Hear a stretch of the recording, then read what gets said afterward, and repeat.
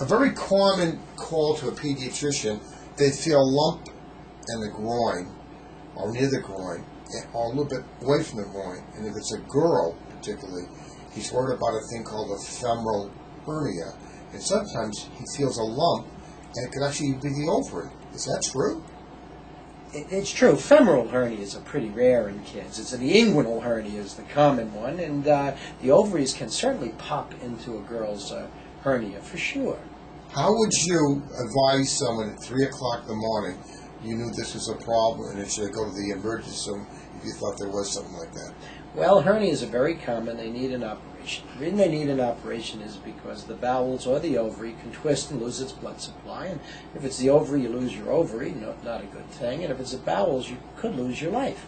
19th century, people were dying of this, and today almost nobody dies of it because they get an operation. So if it's 3 in the morning on the phone, you'd ask some questions. Is the baby listless? Is the baby happy? Is the baby sleeping? Is the baby uncomfortable? Is there a big lump that won't go away? If there's a big lump that won't go away with pain, that's an emergency. They've got to come into the emergency room. Should the parents try to push the lump back in? Look, if a little gentle pressure, if a warm bath, you can work, if you can spend a few minutes with that, if you can relieve it. Not under force, but just a little gentle pushing. Absolutely. But not with force. Right. Okay. And if you do see that, is this has to be fixed right away, or can be put off to the If it's a hernia that comes and goes, that's easily pushed back in, it's an elective operation. It's when you plan. As a matter of fact, if the child gets a cold that day, you cancel it. Far and away the most common operation a pediatric surgeon does, more often in boys than girls.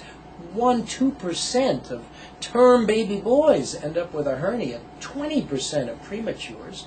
Less common in girls, but happens in girls too. I've probably fixed 4,000 inguinal hernias, and I still got a few years left in my career. Ooh.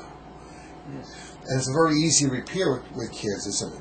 It's not a complicated operation. It's not a life-threatening operation. Like anything else, you would like to be in the hands of somebody who's done a few of them, wears magnifying glasses, takes it seriously, and more important than that, has a pediatric anesthesiologist, because the baby's life is in the hands of that anesthesiologist. Especially if it's a small baby. We don't hear bad stories of anesthesia when there's a good pediatric anesthesiologist. Very rare. Very rare. These things are ultimately in God's hands, but you can minimize the risks if you have a well-trained, conscientious... That always makes that surgeon look better. Is that true? Oh, the surgeon has to be taking that person for lunch, getting them a cup of coffee. They're what makes our practice possible. Without safe anesthesia, you can't do pediatric surgery.